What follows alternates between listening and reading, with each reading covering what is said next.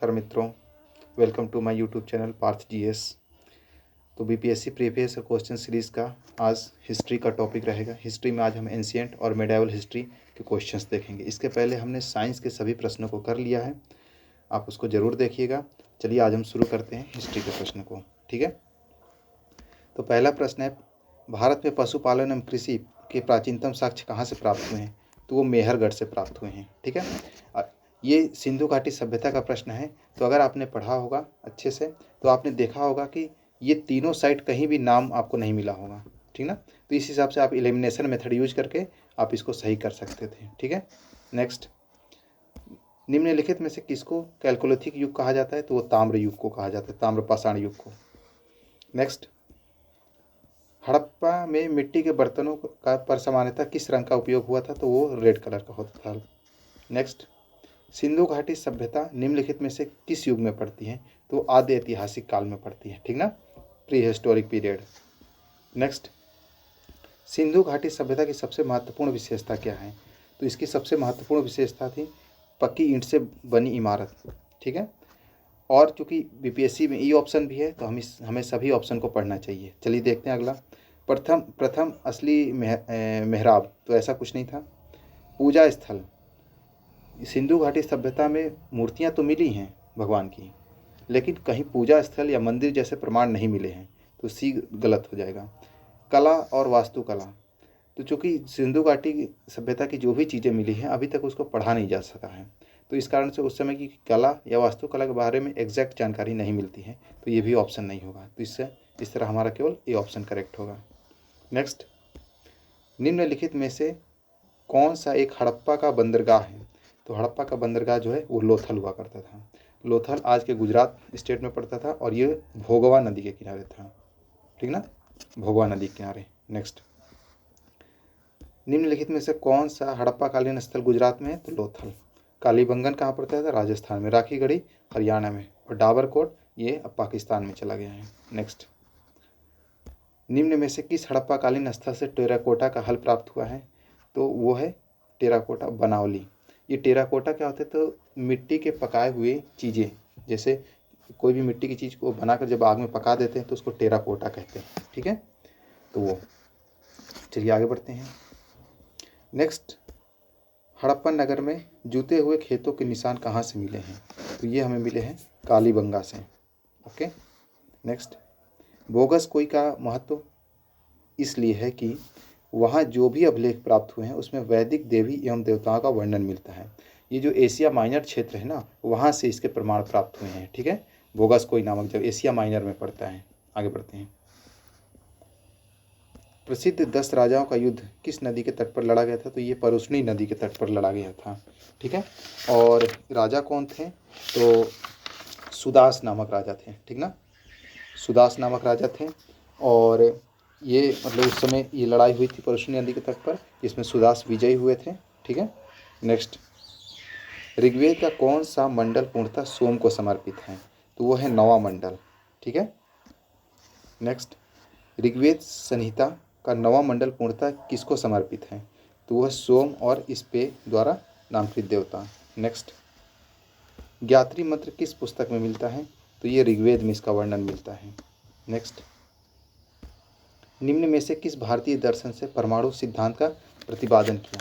तो ये है वैशेषिक दर्शन। जैसे हमारे हमारे धर्म ये मतलब संस्कृति में दर्शन जैसे ये होते हैं, तो वैशेषिक दर्शन, उसी तरह योग दर्शन, सांख्य दर्शन, न्याय दर्शन, ठीक ना, इनके सभी के अपने अपने प्रवर्तक। तो टोटल 6 जो इंडियन फिलॉसफी है, टोटल उसमें 6 दर्शनों की बात की गई है, ठीक ना। 6 दर्शन में देखिए 4 तो आपको यहाँ दिख रहा है, ठीक ना। एक होता है मीमांसा और दूसरा होता है एक वैशेषिका, ठीक ना। वैशेषिक तो हुआ ही है, और सांख्य योग दर्शन, योग भी हुआ है, सांख्य भी हुआ है, न्याय, वैशेषिक, मीमांसा और एक होता है वेदांता, ठीक है ना।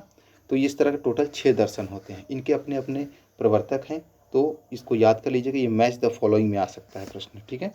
नेक्स्ट, महावीर स्वामी का जन्म कहाँ हुआ था? तो इनका जन्म हुआ था कुंडग्राम, ठीक ना, कुंडग्राम में। नेक्स्ट, महावीर जैन की मृत्यु निम्नलिखित में से किस नगर में हुई थी? तो वो हुई थी पावापुरी में। पावापुरी कहाँ पड़ता है? आज के बिहार के आज के बिहार में बिहार शरीफ नामक जगह में भी पड़ता है। ठीक है। भगवान महावीर का प्रथम शिष्य कौन था? तो उनका दामाद जामली। ठीक है। नेक्स्ट, निम्नलिखित में से कौन सा सबसे पूर्णकालिक जैन ग्रंथ कहलाता है? तो वो है 14 पूर्व। ओके। नेक्स्ट, भगवान बुद्ध ने अपना पहला धर्म चक्र प्रवर्तन किस स्थान पर दिया था? पहले तो समझते धर्म चक्र प्रवर्तन उनकी किस घटना से रिलेटेड है? तो जब भगवान बुद्ध को ज्ञान की प्राप्ति हो चुकी थी, तो उसके बाद उन्होंने जो पहला उपदेश दिया था सारनाथ में, तो इस घटना को बोला जाता है धर्म चक्र प्रवर्तन। ठीक है। उसी तरह जब वो घर छोड़े थे, गृह त्याग किया था 29 साल की उम्र में, तो उस घटना को क्या कहते हैं? महाभिनिष्क्रमण। ठीक है। जब उनकी मृत्यु होती है तो उस घटना को महापरिनिर्वाण। ओके। नेक्स्ट, देखिए महापरिनिर्वाण आ गया तो इनका कहाँ हुआ था, मतलब इनकी डेथ कहाँ हुई थी? तो हुई थी कुशीनगर में हुई थी। ओके। नेक्स्ट, त्रिपिटक किसकी धार्मिक पुस्तक है? तो त्रिपिटक जो है वो बौद्ध धर्म से संबंधित है। त्रिपिटक में 3 पुस्तकें आ जाती हैं, जैसे सुत्त पिटक, विनय पिटक, अभिधम्म पिटक। ठीक है ना। तो इस तरह की टर्मिनोलॉजी याद कर लीजिए। त्रिपिटक जो है वो बौद्ध धर्म से संबंधित है। नेक्स्ट आ गया त्रिरत्न। त्रिरत्न में देखो 3 रत्न में क्या क्या बात की गई? सटीक ज्ञान, सच्ची आस्था और सटीक क्रिया किस धर्म से संबंधित है? तो ऑप्शन में तो नहीं हो पाई, ये जैन धर्म से संबंधित। ठीक ना। आपने जैन धर्म में पढ़ा होगा, किताबों में लिखा होगा सट्टी के बदले सम्यक दर्शन, सम्यक ज्ञान और सम्यक आचरण। ठीक है ना। अंग्रेजी में उसको बोलते हैं तो right knowledge, right faith, right conduct. और उसको शॉर्ट में अगर आपको याद करना है तो KFC याद रखिए। Right knowledge, right faith, right conduct. ठीक ना। मतलब सटीक ज्ञान, फिर उसके बाद सच्ची आस्था और फिर उसके बाद सच्ची क्रिया। ठीक है। इसी तरह बौद्ध धर्म में भी त्रिरत्न होता है, जिसमें बोला जाता है बुद्ध, धम्म, संघ। बुद्ध, धम्म, संघ, यानी बुद्ध को B, धम्म को D और संघ यानी कि जो होता है कम्युनिटी, संघ को S से कर लीजिए तो ये हो जाएगा BDS। ठीक है। तो BDS है वो बौद्ध धर्म से संबंधित है। अगर ये आपसे पूछा जाए ये KFC तो वो जैन धर्म से संबंधित है। ठीक है। नेक्स्ट, निम्न में से कौन सी बात बौद्ध धर्म तथा जैन धर्म में समान नहीं है? तो देखिए समान नहीं है, पहले उसके बारे में थोड़ा सा जान लेते हैं। बौद्ध धर्म या जैन धर्म उस समय क्यों बना था? क्योंकि उस समय जो हिंदू धर्म में जो कुरीतियाँ बोले या उसमें पूजा कर्मकांड के कारण लोगों में मतलब क्या बोलते, एक असंतोष की भावना थी कि जो ब्राह्मणवादी लोग थे वो काफ़ी हावी हो रहे थे। तो उसके प्रतिक्रिया स्वरूप बौद्ध धर्म और जैन धर्म का उदय होता है। ठीक है ना। तो ये लोग जो थे एकदम अहिंसा की तो बात करेंगे, कोई भाई हिंदू धर्म से रिलेटेड कोई भी जो पंथ है वो कभी भी हिंसा की बात नहीं करता है। तो अहिंसा की बात करेंगे दोनों लोग करेंगे, तो ये दोनों में कॉमन है। वेदों के प्रति उदासीनता, जैसा कि अभी मैंने आपको बताया है कि वो उस समय के जो पूजा कर्मकांड से लोग मतलब ये क्या बोलते हैं परेशान होकर ही इधर आए थे, तो वेदों के प्रति उदासीनता दोनों लोगों में थी। ठीक है। तो ये दोनों में कॉमन था। रीति रिवाजों की अस्वीकृति, तो ये भी सेम बात, यानी दोनों लोगों में कॉमन था। लेकिन आत्मदहन ये बात दोनों में कॉमन नहीं थी। आत्मदहन का मतलब क्या? तो जैन धर्म में बोला जाता है कि अगर आपको सिद्धि प्राप्त करनी है तो आपको आत्मदहन तक के लिए भी तैयार रहना पड़ेगा। लेकिन बौद्ध धर्म मध्यम मार्ग की बात करता है। ठीक ना। मतलब बहुत ज़्यादा एक्सट्रीम भी नहीं और बहुत ज़्यादा लो भी नहीं। ठीक है ना। तो मध्यम मार्ग की बात किस में की गई है? तो बौद्ध धर्म में। और आत्मदहन जैन धर्म में। तो ये इसका आंसर ये हो जाएगा। ठीक है। बोध गया में बोधि वृक्ष अपने वंश की इस पीढ़ी का है। देखिए बिहार गवर्नमेंट की जो डॉक्यूमेंट्स है, जो कल्चरल वेबसाइट पर अपडेट है, उसमें पंचम पीढ़ी लिखा है, लेकिन जो इतिहासकार है वो मानते हैं कि ये षष्ठम यानी छठी पीढ़ी का है। तो ये दोनों में मतभेद है, इस कारण BPSC ने इस प्रश्न को कैंसिल कर दिया था। ठीक है। बराबर की गुफाओं का उपयोग किसकी आश्रय गृह के रूप में किया जाता था? तो आजीविकों के। ठीक ना। आजीविकों ये जैन धर्म से रिलेटेड लोग हैं। आगे, आजीवक संप्रदाय के संस्थापक कौन थे? तो ये थे मक्खाली घोष। ऐसा बोला जाता है कि मक्खाली घोष जो थे वो भगवान महावीर के या तो साथी थे या उनके प्रथम शिष्य थे, लेकिन कुछ बातों पर मतभेद होने के कारण मक्खाली घोष अलग हो जाते हैं और अपना एक अलग संप्रदाय यानी आजीवक संप्रदाय की स्थापना करते हैं। ठीक है। नेक्स्ट, पाटलिपुत्र के संस्थापक कौन थे? तो वो थे उदयन। उदयन किस वंश से बिलोंग करते थे? तो ये हर्यक वंश से बिलोंग करते थे। ठीक है ना। नेक्स्ट, किस शासक द्वारा सर्वप्रथम पाटलिपुत्र की राजधानी के रूप में चयन किया गया? तो वो उदयन।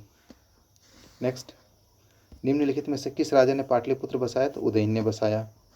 ओके। नेक्स्ट, विश्व का प्रथम गणतंत्र वैशाली में किसके द्वारा स्थापित किया गया?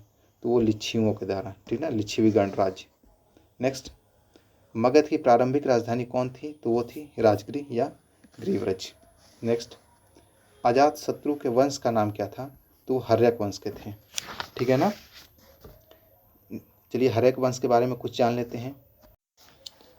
हर्यक वंश का जो काल है, समय काल है, वो 544 BC से लेकर 412 BC तक है, यानी 544 BC से लेकर 512 BC तक है, ठीक है ना। इसके संस्थापक जो थे वो बिंबिसार थे, दूसरे राजा अजातशत्रु, तीसरे राजा जो हुए उदयन हुए। ये तीनों लोग प्रकृति, इसके बाद मतलब छोटे छोटे राजा हुए, ठीक ना। जैसे कि अगर मैं बात करूँ तो अनिरुद्ध हुआ, मुंड हुए, नागदशक, और नागदशक इसके अंतिम राजा हुए। इस वंश का अंतिम राजा नागदशक हुए, ठीक ना। जिसको उसके मंत्री नहीं, मंत्री कौन थे? एक शिशुनाग जो था मंत्री, उसी ने ही पद स्थापित करके शिशुनाग वंश की स्थापना करता है, ठीक है ना। आगे बढ़ते हैं। सैंटो कोट्स से समुद्रगुप्त की पहचान किसने की थी? तो विलियम जोन्स ने की थी। नेक्स्ट, ब्राह्मी लिपि को सर्वप्रथम किसने पढ़ा था? तो वो जेम्स प्रिसेप ने पढ़ा था। नेक्स्ट, मेगास्थनीज की पुस्तक का नाम क्या था? तो ये इंडिका। ओके। मेगास्थनीज किसका दूत था? वो था सेल्यूकस निकेटर का दूत था। अंतिम मौर्य सम्राट कौन था?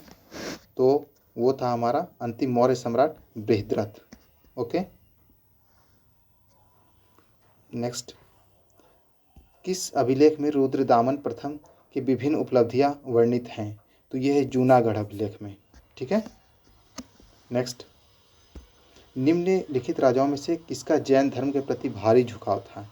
ठीक है, तो ये थे खारवेल, ठीक है। तो इसका उत्तर हो जाएगा खारवेल। इसके अलावा और कौन कौन से जैसे जैन धर्म के प्रति जो राजा उदारी थे? तो वो बिंबिसार, अजातशत्रु, ये बौद्ध धर्म के प्रति भी, मैंने बौद्ध धर्म के भी संरक्षक थे और जैन धर्म के। उसके बाद उदयन, ठीक है, चंद्रगुप्त मौर्य, फिर बिंदुसार, ठीक है। चलिए आगे बढ़ते हैं। कलिंग नरेश खारवेल का संबंध किस वंश से था? तो ये था हमारा चेदी वंश से था, ठीक ना। चेदी वंश, ये चेदी वंश और दूसरा महामेघवाहन वंश, दोनों से था, ठीक ना। एक्चुअली में क्या था कि जो चेदी वंश की स्थापना जो किया था वो महावेगवाहन ने किया था। तो आगे चल के उस वंश का नाम महावेगवाहन वंश भी पड़ गया और इसी के बाद भी शासक हुआ कौन? ये खारवेल, ठीक ना। और ऐसी जानकारी कहाँ मिलती है? तो हाथी गुफा जो इंस्क्रिप्शन है तो उससे ये जानकारी मिलती है, ठीक है। तो इसका ऑप्शन हो जाएगा हमारा उत्तर ई। नेक्स्ट, प्राचीन भारत का नेपोलियन किसे कहा जाता है? तो ये समुद्रगुप्त को कहते हैं। किसने बोला था? तो VA स्मिथ ने बोला था। नेक्स्ट, गुप्त सम्राट जिसने हूणों को पराजित किया था तो वो कौन थे? तो वो थे स्कंदगुप्त, ठीक ना। नेक्स्ट, किस प्रकार की भूमि को अपरहत कहा जाता था? तो बिना जोती हुई भूमि, जंगली भूमि जो होती थी उसको अपरहत कहा जाता था, ठीक है। नेक्स्ट, चीनी यात्री सुंगयोंग ने कब भारत की यात्रा की थी? तो वो किया था 515 ईस्वी से लेकर 520 ईस्वी के बीच में, ठीक है। नेक्स्ट, हर्षवर्धन के शासनकाल में किस चीनी यात्री ने भारत की यात्रा की थी? तो वो ह्वेनसांग था, ठीक है ना। तो ये 629 AD की बात है, यानी ईस्वी की बात है। अब इसको आप कैसे याद रखते हैं? एच से हर्षवर्धन और एच से ह्वेनसांग, तो दोनों को एच से याद रख सकते हैं, ठीक है। नेक्स्ट, कल्हड़ की पुस्तक का क्या नाम है? तो कल्हड़ की पुस्तक का नाम है राजतरंगिणी, ठीक है। नेक्स्ट, ओदंतपुर शिक्षा केंद्र निम्नलिखित में से किस राज्य में अवस्थित है? तो ये बिहार में, ओके। नेक्स्ट, ये जो ओदंतपुरी शिक्षा केंद्र है ये पाल वंश के जो शासक थे गोपाल, उन्होंने इसका स्थापना मतलब ये करवाया था, स्थापना करवाया था, ठीक है। नेक्स्ट, कर्नाट वंश का संस्थापक कौन था? तो ये थे नान्यदेव, ओके। और कब कर्नाटक वंश की स्थापना हुई थी? तो 1097-98 ईस्वी में हुई थी, ठीक है ना। नेक्स्ट, इस नेक्स्ट, ये मिथिला क्षेत्र में हुआ करता था कर्नाट वंश। और कर्नाट वंश का देखिए आगे अंतिम शासक कौन था, तो ये हरि सिंह जी थे, ठीक है ना। नेक्स्ट, किस काल में अछूत की अवधारणा स्पष्ट रूप से उदित हुई, तो ये धर्मशास्त्र के समय में। ओके। कनिष्क के शासनकाल में बौद्ध सभा किस नगर में आयोजित की गई थी। कनिष्क के शासनकाल में बौद्ध धर्म में 4 संगति हुई थी ना, 4 सभाएं। तो कनिष्क वाली जो हुई थी वो कश्मीर, कुंडलवन कश्मीर में हुई थी, ठीक है। नेक्स्ट, प्रथम बौद्ध संगति के अध्यक्ष कौन थे। तो प्रथम बौद्ध संगति के जो अध्यक्ष हो जाएंगे वो थे महाकश्यप। ओके, महाकश्यप। नेक्स्ट, भगवान बुद्ध का महापरिनिर्वाण के बाद पहली बौद्ध संगति कब हुई थी। तो भगवान जो बुद्ध थे इनका परिनिर्वाण जो हुआ था वो 483 BC में हुआ था, ठीक ना। और ठीक इसके बाद पहली जो बौद्ध संगति हुई थी वो हुई थी हमारी राजगृह में हुई थी, ठीक है ना। नेक्स्ट, पहली राजगृह में, दूसरी उसके बाद कहाँ हुई थी, वैशाली में, तीसरी उसके बाद हुई थी पाटलिपुत्रा में, ठीक है। और फिर चौथी जो हुई थी वो कुंडलग्राम कश्मीर में। नेक्स्ट, बुद्ध के जीवन की 4 महत्वपूर्ण घटनाओं और उससे संबंधित 4 स्थानों का उल्लेख मिलता है। इसमें आपको दिया गया, इसको आपको मैच करवाना है। जन्म से संबंधित घटना कौन सी है, जन्म उनका कहाँ हुआ था। तो भगवान बुद्ध का जन्म हुआ था लुम्बिनी में, लुम्बिनी कहीं दिख रहा है, जन्म लुम्बिनी हो गया। ज्ञान प्राप्ति बोध गया, प्रथम प्रवचन दिया था इन्होंने सारनाथ में, और निधन जो हुआ था कुशीनगर में, ठीक है। तो आप इसको मैच करवा दीजिए। तो इस तरह से हमारा ये कौन सा मैच कर रहा है, ये हमारा 1 का 3 देखो और किसी में नहीं मिल रहा है तो सी के साथ चले जाइए। नेक्स्ट, बोध गया में किसे ज्ञान की प्राप्ति हुई थी, तो भगवान बुद्ध को, ठीक ना। नेक्स्ट, बोध गया में महाबोधि मंदिर बनाया गया है, कहाँ पर, जहाँ बुद्ध पैदा हुए थे, नहीं पैदा हुए थे लुम्बिनी में, बुद्ध को जहाँ ज्ञान की प्राप्ति थी, यस ये सही बात है। प्रथम वचन कहाँ दिया था, तो सारनाथ में। मृत्यु कहाँ हुई थी, कुशीनगर में। नेक्स्ट, गौतम बुद्ध को एक देवता का स्थान किस राजा के युग में प्राप्त होता है। तो ये प्राप्त होता है कनिष्क युग में, मतलब कनिष्क युग में जब चौथी संगति हुई थी, ठीक ना। जब चौथी संगति लगभग 72 AD के आसपास हुई थी कुंडलवन कश्मीर में, तो इस समय 250 AD में हुई थी, ठीक है ना। तो इस समय जो ये कनिष्क में, तो इनके समय में क्या हुआ था कि जो बौद्ध धर्म था 2 शाखाओं में बढ़ गया, ठीक ना, महायान और हीनयान, ठीक है ना। तो उस दो बौद्ध बनने के बाद इसमें जो महायान शाखा थी उसमें बौद्ध धर्म को एक भगवान की तरह पोर्ट्रेट किया गया और पूजा करने की स्टार्ट किया गया, ठीक है। नेक्स्ट, ईसा 6ठी सदी में विश्व की प्रथम गणतंत्रात्मक व्यवस्था कहाँ थी, तो वो थी वैशाली में। ओके, 16 जनपदों की सूची उपलब्ध है, तो ये अंगुत्तर निकाय में है। नेक्स्ट, नालंदा विश्वविद्यालय की स्थापना का युग क्या है। नालंदा विश्वविद्यालय की स्थापना मतलब किसके काल में हुई थी, तो ये स्थापना किसने किया था, कुमार गुप्त ने, यानी कि गुप्त काल में, ठीक ना। नेक्स्ट, नालंदा विश्वविद्यालय किस लिए विश्व प्रसिद्ध था, तो ये बौद्ध धर्म दर्शन के लिए प्रसिद्ध था। मध्यकालीन भारत में मनसबदारी व्यवस्था क्यों लागू की गई थी, तो सैनिकों की सुगमता से भर्ती हेतु, ठीक है। मनसबदारी में क्या होता था कि सैनिकों को वेतन के बदले मनसब यानी कि ज़मीनें दे दी जाती थी, ठीक ना। तो वो थी। आगे बढ़ते हैं, आपको यहाँ देखना है कौन सा कथन, तो एक कथन दिया है, कारण दिया है, देखते हैं।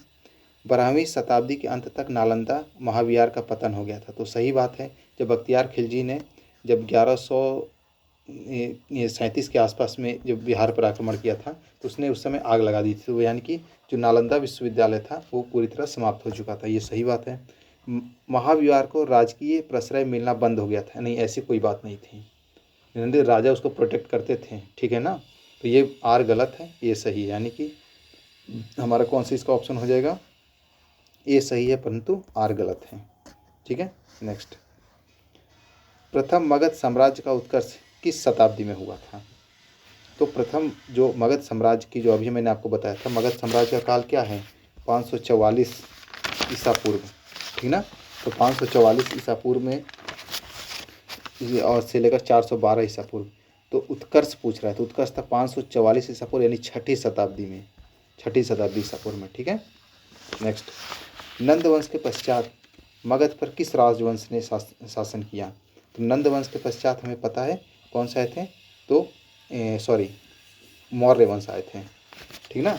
नंद वंश का अंतिम शासक कौन था? घनानंद, जिसको चंद्रगुप्त मौर्य ने अपने जो उनके मंत्री थे चाणक्य की सहायता से उसको पदस्थापित करके और मौर्य वंश की नींव रखते हैं, ठीक है। नेक्स्ट, किसके ग्रंथ में चंद्रगुप्त मौर्य का विशिष्ट रूप से वर्णन है? तो यह है विशाख दत्त, ठीक है। नेक्स्ट, निम्नलिखित में से मगध का कौन सा राजा सिकंदर के समकालीन था?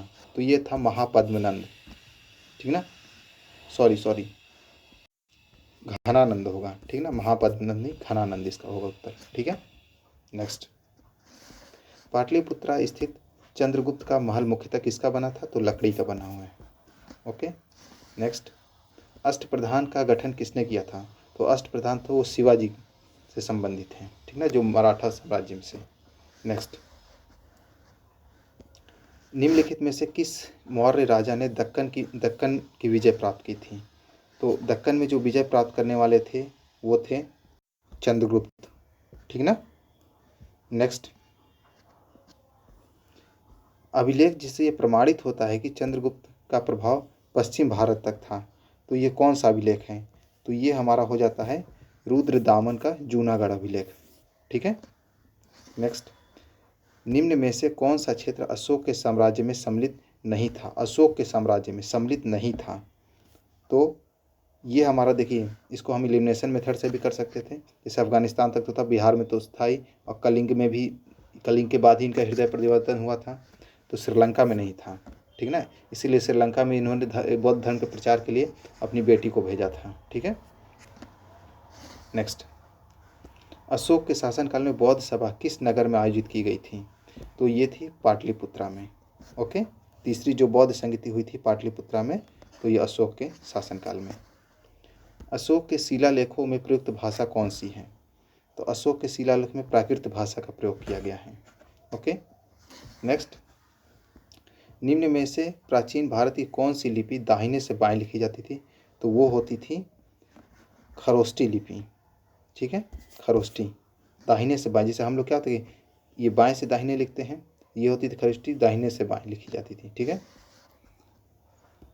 अशोक के धम्म शब्द का मूल संदेश क्या था?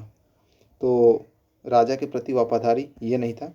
शांति और अहिंसा, ये सही बात थी। धार्मिक सहनशीलता, ये सही बात थी। और बड़ों का सम्मान, तो इसमें क्या हो जाएगा, ई ऑप्शन हमारा करेक्ट हो जाएगा, ठीक है। नेक्स्ट, केवल वह स्तंभ जिसमें अशोक ने स्वयं को मगध का सम्राट बताया था, तो वो था हमारा भाबरू का स्तंभ, ठीक है। अपने शिलालेखों में अशोक सामान्यतः किस नाम से जाने जाते हैं? तो वो प्रियदर्शी के नाम से जाने जाते हैं, ओके। नेक्स्ट, कौटिल्य की पुस्तक अर्थशास्त्र किस विषय पर आधारित है? तो ये जो है आर्थिक निशासन काल से संबंधित राजनीतिक, कौटिल्य की पुस्तक का जो हो जाएगा, इसका एक मिनट,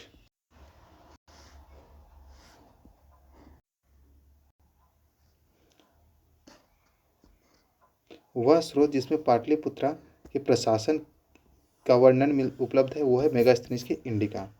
नेक्स्ट, आगे बढ़ते हैं। पाटलिपुत्रा को किस शासक ने सर्वप्रथम अपनी राजधानी बनाई थी? तो वो थे उदयन, ठीक है।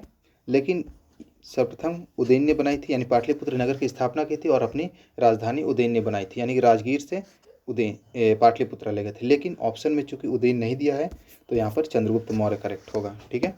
नेक्स्ट, इनमें से किसने सर्वप्रथम व्यापक पैमाने पर स्वर्ण मुद्रा का प्रचलन किया था? तो वीमा कदफेसिस, ठीक ना, तो इसने किया था। नेक्स्ट, कला की गंधार शैली का निम्न समय में फली फूली, तो किसके समय में ये गंधार शैली काफ़ी मतलब इसका विकास होता है? तो ये है हमारे कुषाणों के समय में, ठीक है। नेक्स्ट, इसमें से किस शासक ने चतुर्थ बौद्ध संगति कश्मीर में आयोजित की थी? तो वो कनिष्क, ओके। नेक्स्ट, शुंग वंश के बाद किस वंश ने भारत पर राज किया? शुंग के बाद जो वंश था वो था सॉरी कर्ण वंश। ठीक है। नेक्स्ट, राजा खारवेल का नाम जुड़ा हुआ है, तो राजा खारवेल का नाम हाथी गुफा लेख से। नेक्स्ट, नगरों का क्रमिक पतन किस काल की एक महत्वपूर्ण विशेषता थी, तो ये थी गुप्त काल की। ओके। नेक्स्ट, निम्नलिखित में से कौन सा बंदरगाह गुप्त काल में उत्तर भारतीय व्यापार के लिए उपयोग किया जाता था, तो गुप्त काल का जो फेमस बंदरगाह हुआ करता था, इसमें इसका ऑप्शन जो हो जाएगा ई हो जाएगा, क्योंकि इसका जो भड़ौच भी था, ठीक है, ताम्रलिपि भी हुआ करता था, ये दोनों हुआ करते थे, ठीक है ना, तो इसका ऑप्शन क्या हो जाएगा ई। नेक्स्ट, किस शासक ने नंद वंश किस शासक वंश ने मंदिरों एवं ब्राह्मणों को सबसे अधिक ग्राम अनुदान में दिया था, तो ये थे गुप्त शासक। ठीक ना। नेक्स्ट, गुप्त युग में भूमि राजस्व की दर क्या थी, तो उपज का छठा भाग। अधिकांश मतलब राजाओं के विषय में बोला जाए तो उपज का छठा भाग ही हुआ करता था। ठीक ना। किसी किसी में ही 1/2 या 1/4 है, अधिकांश 1/6। अगर आपको याद नहीं है तो 1/6 के साथ आप जा सकते हो। भागवत संप्रदाय के विकास में किसकी देन अत्यधिक है, तो यह है गुप्त।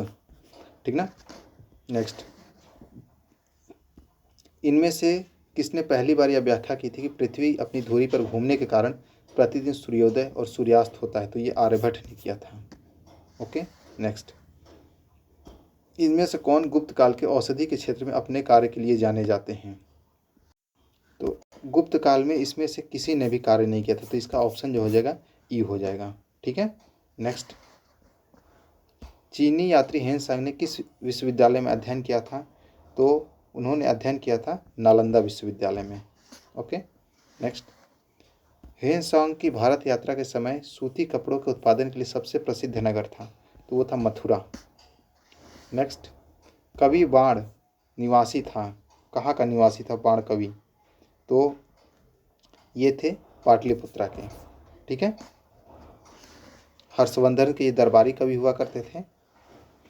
नेक्स्ट, चीनी यात्री इत्सिंग ने बिहार का भ्रमण कब किया था, तो ये किया था 405 ईस्वी में, 635 सॉरी इनमें से कोई नहीं। ठीक ना, तो ये हमारा हो जाएगा इनमें से कोई नहीं। नेक्स्ट, चीनी यात्री फाहियान ने किसके शासनकाल में भारत की यात्रा की थी, तो फाहियान ने चंद्रगुप्त द्वितीय के, ये इंपॉर्टेंट प्रश्न है। ठीक है ना, चंद्रगुप्त द्वितीय के शासनकाल में यात्रा की थी। चंद्रगुप्त द्वितीय को विक्रमादित्य की भी उपाधि मिली हुई थी। ठीक है। नेक्स्ट, नालंदा विश्वविद्यालय के संस्थापक कौन थे, तो ये थे कुमारगुप्त। ओके। नेक्स्ट, ताम्रपत्र लेख दर्शाते हैं कि प्राचीन काल में बिहार के राजाओं का संपर्क किससे था, तो ये था जावा सुमात्रा से। Okay. Next,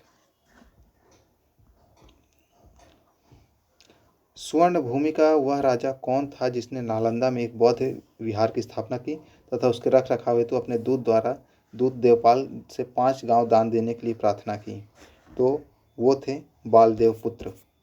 okay. Next, Nalanda विश्वविद्यालय का विनाश का कारण था मुसलमान थे, मतलब जो इसके आक्रमण के कारण बख्तियार खिलजी के। खजुराहो मंदिर की स्थापत्य निर्माण में कौन सहयोगी था, तो ये थे चंदेल शासक। ओके। यानी खजुराहो मंदिर का निर्माण जो हुआ था वह ये मध्य प्रदेश के छतरपुर जिला में पड़ता है, और ये कंदरिया महादेव जो टेम्पल है वो सबसे फेमस टेम्पल है, खजुराहो मंदिर का है। ठीक है। विक्रमशिला शिक्षा केंद्र का संस्थापक कौन था, तो ये थे विक्रमशिला के धर्मपाल। ठीक है। नेक्स्ट, संगम युग में उरायूर किसके लिए विख्यात था, तो ये था कपास के व्यापार का महत्वपूर्ण केंद्र हुआ करता था। ठीक है। नेक्स्ट, मुद्रा रक्षक के लेखक विशाखा दत्त, पृथ्वी राजस्व के लेखक चंद्रबरदाई, स्वप्न सौदत्ता के लेखक कौन थे, तो ये थे हास। ठीक है। नेक्स्ट, कुमार संभव महाकाव्य किस कवि ने लिखा है? तो ये थे कालिदास। ठीक है। नेक्स्ट, कीर्तार्जुनी ये पुस्तक ने ये किसने लिखी है? तो ये भारवी। ओके। नेक्स्ट, उस स्रोत का नाम बताएं जो प्राचीन भारत के व्यापारिक मार्ग पर मौन है, यानी कि व्यापारिक मार्गों के बारे में जिससे कोई जानकारी नहीं मिलती है, वो है मिलिंद पन्हो। ठीक है ना, मिलिंद पन्हो। नेक्स्ट, हर्षचरित नामक पुस्तक किसने लिखी है? तो ये लिखी है बाणभट्ट ने। नेक्स्ट, चोल वंश का संस्थापक कौन हुआ करता था? तो विजयालय। कौन सा मध्यकालीन भारतीय साम्राज्य व्यापक स्तर पर स्थानीय स्वशासन के लिए प्रसिद्ध था? तो वो था चोल साम्राज्य। ठीक है। दक्षिण भारत के मंदिरों के आकर्षक द्वार क्या कहलाते थे? तो वो गोपुरम कहलाते थे। ठीक ना। अब स्टार्ट करते हैं हम लोग मिडाइवल इंडिया। अभी तक हमने जो किया वो थी एंशियंट इंडिया। ठीक ना। अब हम मिडाइवल इंडिया के प्रश्नों को देखते हैं। पहला प्रश्न आता है इसमें, गुलाम वंश का प्रथम शासक कौन था? तो ये था कुतुबुद्दीन ऐबक। ठीक है। नेक्स्ट, कुतुबुद्दीन ऐबक की राजधानी कहाँ थी? तो इसकी राजधानी हुआ करती थी लाहौर। ओके। नेक्स्ट, 2.5 दिन का झोपड़ा क्या है? मस्जिद, संत की झोपड़ी, मंदिर, मीनार। तो ये जो है एक मस्जिद। नेक्स्ट, कुतुब मीनार किसके द्वारा, इसका निर्माण कार्य किसके द्वारा पूरा किया गया था? तो कुतुब मीनार का निर्माण कार्य जो पूरा किया गया था वो इल्तुतमिश के द्वारा। ठीक है। नेक्स्ट, भारत में मोहम्मद गौरी ने किसको प्रथम अक्ता प्रदान किया था? तो अक्ता मतलब जब मोहम्मद गौरी यहाँ से जीत कर चला गया तो यहाँ जो जीते हुए प्रदेश को किसको सौंप कर गया था? तो वो उसका जो गुलाम था कुतुबुद्दीन ऐबक, और तब इसने गुलाम वंश की नींव रखी। बिहार का प्रथम मुस्लिम विजेता कौन था? तो बिहार का प्रथम मुस्लिम विजेता जो हुआ करता था बख्तियार खिलजी ये। ठीक है। बिहार पर बख्तियार खिलजी के हमले का पहला विवरण प्राप्त होता है, तो ये हमें प्राप्त होता है तबाकत ए नासरी से। ठीक है। नेक्स्ट, नालंदा विहार का विध्वंस किसने किया था? तो बख्तियार खिलजी ने किया था। ओके। नेक्स्ट, इल्तुतमिश ने बिहार पर अपना प्रथम सूबेदार किसको नियुक्त किया था? तो ठीक है, तो ये किया था मालिक जानी को। ओके। नेक्स्ट, वह प्रथम मुस्लिम शासक कौन था जिसने शासन के सिद्धांत यानी थ्योरी ऑफ किनशिप को राजाओं का ईश्वरीय अधिकार का सिद्धांत थ्योरी ऑफ डिवाइन राइट के समान प्रतिपादन किया था? तो ऐसा करने वाला जो था ये बलबन था। ओके। नेक्स्ट, किस दिल्ली सुल्तान ने रक्त एवं लौह की नीति अपनाई? तो बलबन। नेक्स्ट, दिल्ली के सुल्तान ने रक्त लौह बलबन ने। ठीक है ना। नेक्स्ट, जब उसे राजत्व यानी किनशिप प्राप्त किया तो वह शरीयत के नियमों और आदेशों से पूर्णतः स्वतंत्र हो गया। ये कथन बर्नी का है और किसके संबंध में है? तो ये अलाउद्दीन खिलजी, क्योंकि जब अलाउद्दीन खिलजी को बोला जाता है, इसके पहले जो भी राजा होते थे वो शरिया का कानून के तहत अपना राजकाज चलाते थे, लेकिन अलाउद्दीन खिलजी जो था उस लीग से हटकर इसने पहली बार ऐसा किया। ठीक है। आगे बढ़ते हैं। अलाउद्दीन खिलजी के प्रसिद्ध सेनापतियों में से किसकी मंगोलों के विरुद्ध लड़ते हुए ये डेथ हो जाती है? तो वो थे जफर खां। ठीक है। रानी पद्मिनी का नाम अलाउद्दीन की चित्तौड़ विजय से जोड़ा जाता है। उसके पति का नाम उनके क्या था? तो राणा रतन सिंह। ठीक ना। नेक्स्ट, अलाउद्दीन खिलजी के आक्रमण के समय देवगिरी का शासक कौन था? तो देवगिरी का जो शासक था वो राणा रतन सिंह जी थे। ठीक है। सॉरी रामचंद्र देव थे। ओके।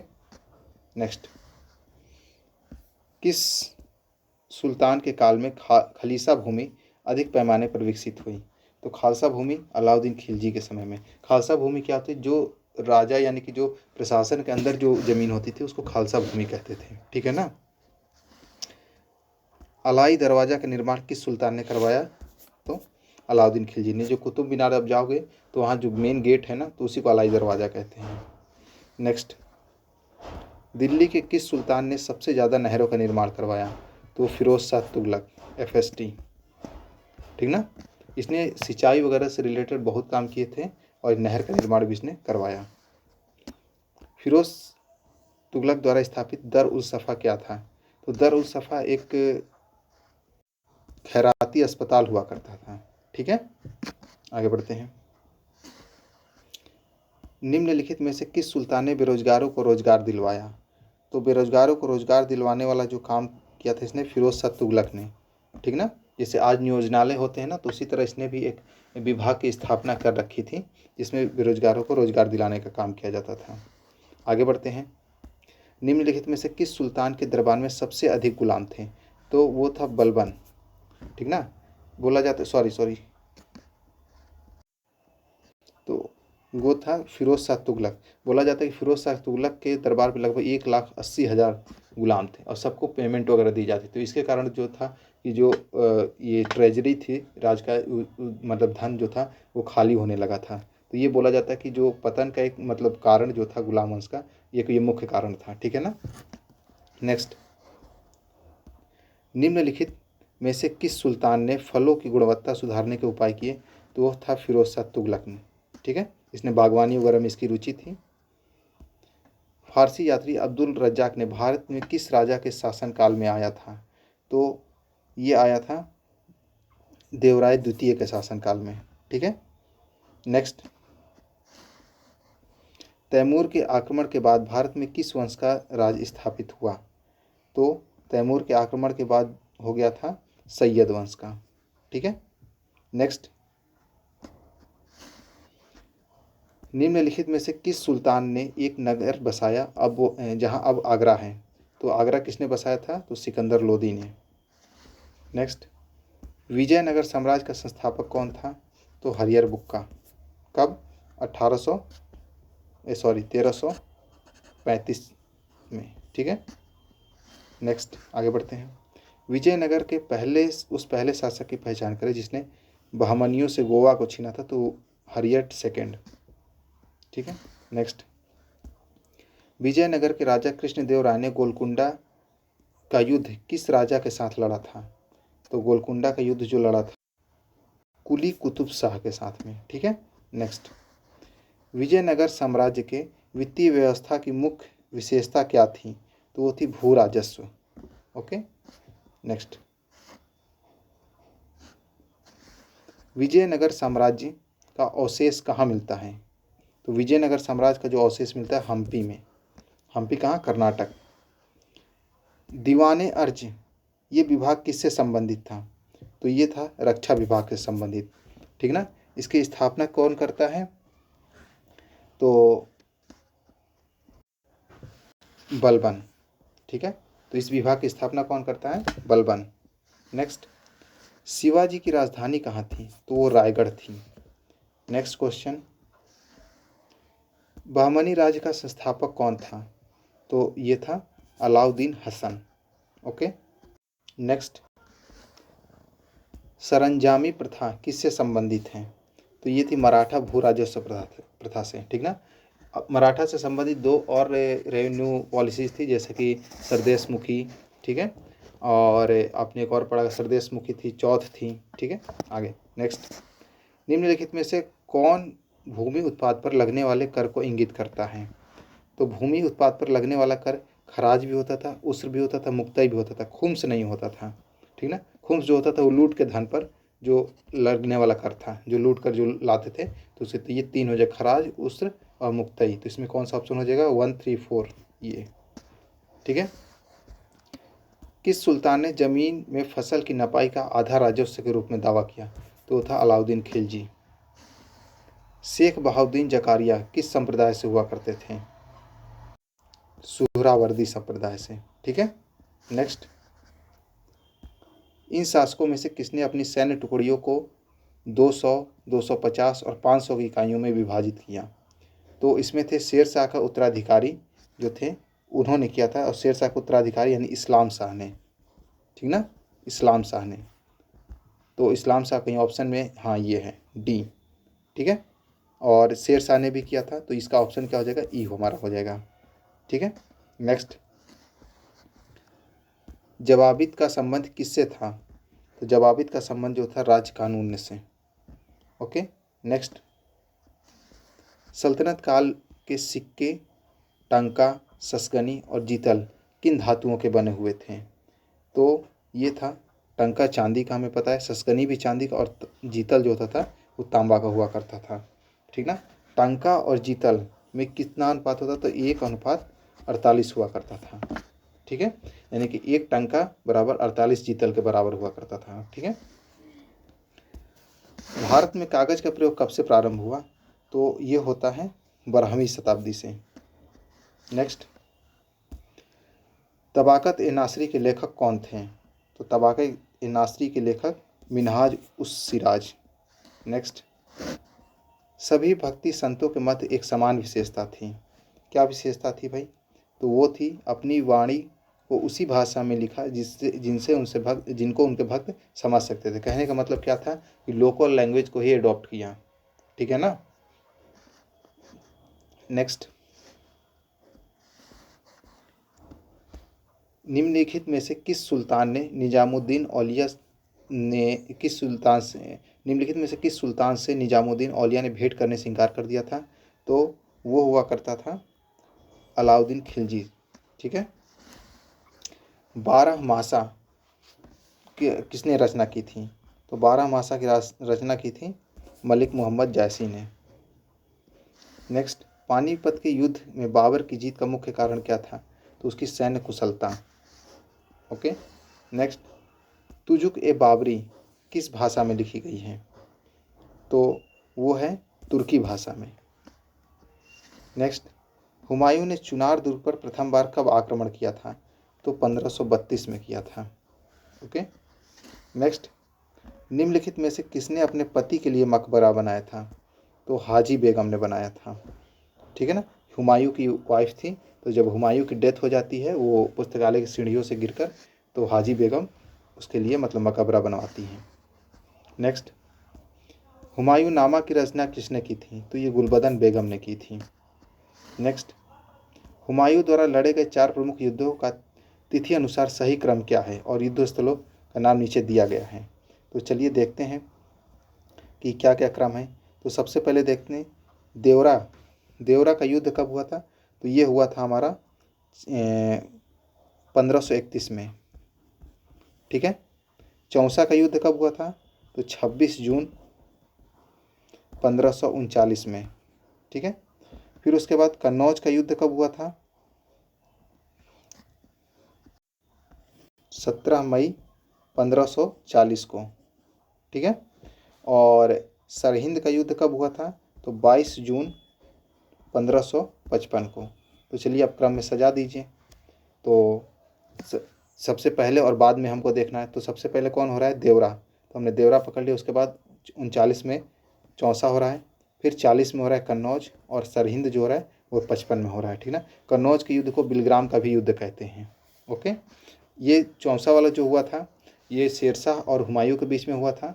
ठीक ना। फिर दूसरी बार फिर शेरशाह हुमायूं के बीच में चौसा में होता है, सॉरी ये कन्नौज में होता है, जिससे यहाँ से हुमायूं भाग जाता है और दिल्ली में सूरवंश की स्थापना हो जाती है। यानी बोले तो जो अफ़गानी शासक शेरशाह सूरी गद्दी पर बैठता है। लेकिन फिर 55 में 1755 में फिर से मतलब हुमायूं, और जो चूँकि शेरशाह सूरी मर जाता है 1753 में, तो उसके बाद फिर इसके मतलब से हुमायूं जो है गद्दी पर बैठता है। ठीक है। नेक्स्ट, निम्नलिखित में से किस सुल्तान ने पहले हजरत आला की उपाधि अपनाई? तो ये था शेरशाह सूरी। नेक्स्ट, शेरशाह का मकबरा कहाँ स्थित है? तो सासाराम में। नेक्स्ट, हल्दी घाटी के युद्ध में महाराणा प्रताप की सेना के सेनापति कौन थे? तो वो थे हकीम खान। नेक्स्ट, निम्नलिखित में से किस मुस्लिम शासक ने तीर्थ यात्रा कर समाप्त कर दिया? तो वो अकबर ने। नेक्स्ट, अकबर ने बंगाल और बिहार को मुगल राज्य में कब मिला लिया था? तो ये मिलाया था 1576 में। ठीक है। नेक्स्ट, भारत में किसके शासनकाल में ईस्ट इंडिया कंपनी का गठन होता है? तो और अकबर के शासनकाल में। ठीक है। 1600 में होता है। तो अकबर का शासनकाल था। अकबर का शासनकाल क्या था? 1556 से लेकर लगभग 1605 तक था, मतलब लगभग 49 साल था। ठीक ना। नेक्स्ट, आईन अकबरी किसके द्वारा लिखी जाती है? तो आईन अकबरी जो लिखी गई है वो अबुल फजल के द्वारा। ठीक है। नेक्स्ट, एतमादुल्ला का मकबरा आगरा में किसने बनवाया था? तो ये बनवाया था नूरजहाँ ने। एतमादुल्ला कौन था? तो नूरजहाँ का बाप था। ठीक है, तो उसने अपने बाप के लिए मकबरा बनवाया था। नेक्स्ट, प्राचीनकारी पिट्रादूरा निम्नलिखित में से किससे संबंधित है? तो दीवारों में अर्धकीमती पत्थर जड़कर फूलों की नक्काशी करना, ये था। ठीक है। नेक्स्ट, मध्यकाल में बटाई शब्द का क्या अर्थ था? तो बटाई शब्द का जो अर्थ हुआ करता था वो था लगान निर्धारण का तरीका। ठीक है। नेक्स्ट, किस मुगल शासक ने चित्रकारी के लिए कारखाने बनवाए थे? तो चित्रकारी के लिए कारखाने बनवाने वाला शासक जो था वो था हुमायूं। ओके। नेक्स्ट, दस्तान ए अमीर हमजा का चित्रांकन किसके द्वारा किया गया है? तो इसका अकबर ने जैसे करवाया था, ये अकबर ने। ठीक है ना। तो इसका ऑप्शन इसमें से कोई नहीं होगा। ठीक है, ये अकबर के साथ जाना होगा आपको। नेक्स्ट, यूरोपीय चित्रकारी का प्रवेश किसके दरबार में हुआ था? तो यूरोपीय चित्रकारी का प्रवेश जो हुआ था वो अकबर के दर हुआ था। ठीक है। दशवंत और वसावन प्रसिद्ध चित्रकार मुगल सम्राट के किस के दरबारी थे? तो वो थे अकबर के। नेक्स्ट, मुगल चित्रकला किसके नेतृत्व में अपने शीर्ष बिंदु पर थी? तो वो थी जहांगीर के। जहांगीर के शासनकाल को मतलब कला का स्वर्णकाल बोला जाता है। ठीक है ना, चित्रकला का स्वर्णकाल। जब्ती प्रणाली किसकी उपज थी? तो ये थी अकबर की। ठीक है। नेक्स्ट, ये एक भू राजस्व प्रणाली हुआ करती थी। यह कथन किसका है कि अकबर के शासन में इलाहाबाद में 40 स्तंभयुक्त मंजिल के निर्माण में 5,000 से 20,000 लोगों ने 40 साल तक काम किया था? तो ये विलियम फिंच का ये कथन है। ठीक है। कश्मीर का अकबर किसको जाना जाता है? तो सुल्तान जैनुल आबिदीन को। नेक्स्ट, दो अस्पा और सी अस्पा प्रथा किसने शुरू की थी? तो ये शुरू करने वाला था जहांगीर। ठीक है। नेक्स्ट, ईरान के शाह और मुगल शासकों के बीच झगड़े की जड़ क्या थी? तो ये था कंधार को लेकर। ठीक ना, कंधार को लेकर आपस में लड़ते थे। नेक्स्ट, निम्नलिखित में से किस इतिहासकार ने शाहजहां के शासनकाल को मुगल काल का स्वर्ण युग कहा है? तो एल श्रीवास्तव ने बोला है। ओके। नेक्स्ट, औरंगजेब द्वारा चलाए गए जिहाद का अर्थ क्या होता था? दारुल इस्लाम। ओके। पटना में किस सिख गुरु का जन्म हुआ था? तो गुरु गोविंद सिंह डी। ठीक है। मुगल प्रशासन की मुहत्सिब कौन हुआ करता था? तो मुहत्सिब जो हुआ करता था वो था लोक आचरण अधिकारी। ठीक है। नेक्स्ट, मुगल प्रशासन में मदद ए मास इंगित किसको करता है? तो मदद ए मास जो था विद्वानों को दी जाने वाली राजस्व मुक्त अनुदान भूमि। ठीक है, याद रखिएगा। नेक्स्ट, मयूर सिंहासन पर बैठने वाला अंतिम मुगल सम्राट कौन था? इसके बाद मतलब मयूर सिंहासन इंग्लैंड चला गया, तो वो था मोहम्मद शाह। ठीक है ना, सॉरी इंग्लैंड नहीं गया था, इसको नादिर शाह लेकर चला गया था अपने साथ। ठीक ना, 1739 में जब आक्रमण करता है तो अपने साथ ही लेकर चला गया था। कोहिनूर हीरा, ये मयूर सिंहासन। ठीक ना, मयूर सिंहासन बनवाया किसने था? तो शाहजहां ने बनवाया था अपने बैठने के लिए। ठीक है ना। नेक्स्ट, निम्नलिखित में से किस मुगल बादशाह को वजीर गाजीउद्दीन ने दिल्ली में दाखिल नहीं होने दिया था? तो ये थे शाह आलम द्वितीय को। ठीक है ना, मतलब इनकी हालत ऐसी हो गई थी कि इनके शासनकाल को बोला जाता था शाह आलम दिल्ली टू पालम, मतलब दिल्ली से केवल पालम तक का, मतलब पालम दिल्ली के सटा हुआ मतलब इलाका है लाल किला के आसपास, तो बोला जाता था कि दिल्ली से पालम तक ही इनका शासन रह गया था। ठीक है ना। तो आज हम ख़त्म करते हैं ये हिस्ट्री के सारे प्रश्नों को। ठीक ना, मैंने इसमें जो 67th री एग्ज़ाम के प्रश्न हैं मैं उसको किसी कारणवश इंक्लूड नहीं कर पाया हूँ, ठीक है, तो मैं अगले सेशन में उसको करवा दूँगा, ठीक है ना। तो आप पढ़ते रहिए, खुश रहिए, मस्त रहिए, और ये रेगुलर अपडेट के लिए आप हमारे चैनल को सब्सक्राइब कर लें, वीडियो को लाइक करें और शेयर करें, ठीक है। चलिए मिलते हैं कल नए टॉपिक के साथ।